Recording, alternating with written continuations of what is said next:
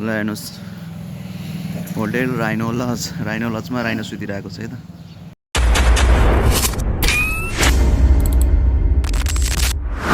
Guys है यो चाहिँ सौरामा चाहिँ यसरी गैँडा सुतिरहेको छ राइनो लजमा।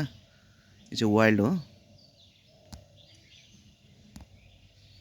म चाहिँ यहाँ गेस्ट पिकअप गर्न आउँदाखेरि चाहिँ गैँडा सुतिरहेको रहेछ। यो वाइल्ड हो, नजिक गयो भने चाहिँ हान्छ, त्यही भएर चाहिँ अलिक टाढैबाट खिच्नुपर्छ मैले नि।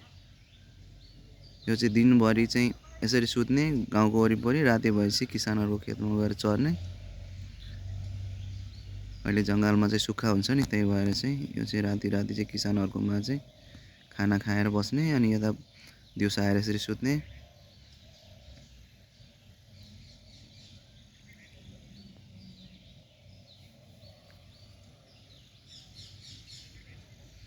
यो मस्त निदाइरहेको छ।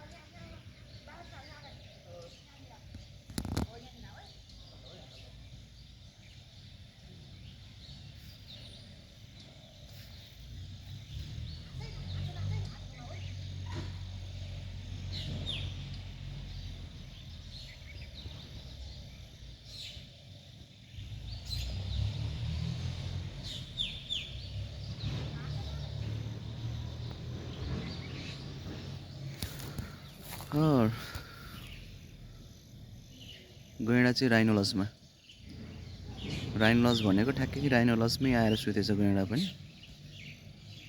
यो चाहिँ चितवनको विशेषता, यो सौराको विशेषता। यो गैँडा हात्तीहरू चाहिँ, वन हात्तीहरू चाहिँ यसरी गाउँघरमा राति पस्ने, दिउँसो आएर यसरी सुत्ने मोजको जिन्दगी छ।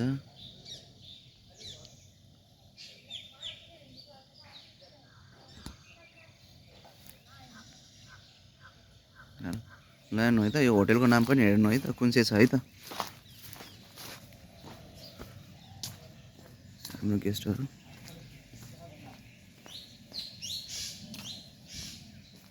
सर हजुरहरू होइन सफारी?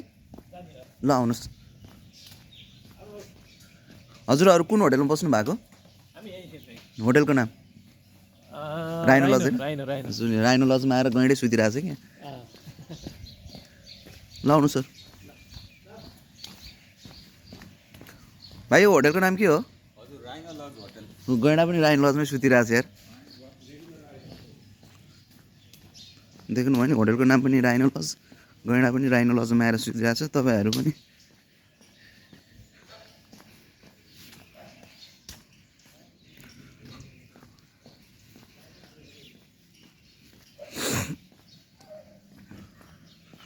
त्यहाँ राइनो लजमा राइनो आएर सुतिरहेछ, गएर हेर्ने भएर। ल हेर्नुहोस् होटेल राइनो लजमा राइनो सुतिरहेको छ है त।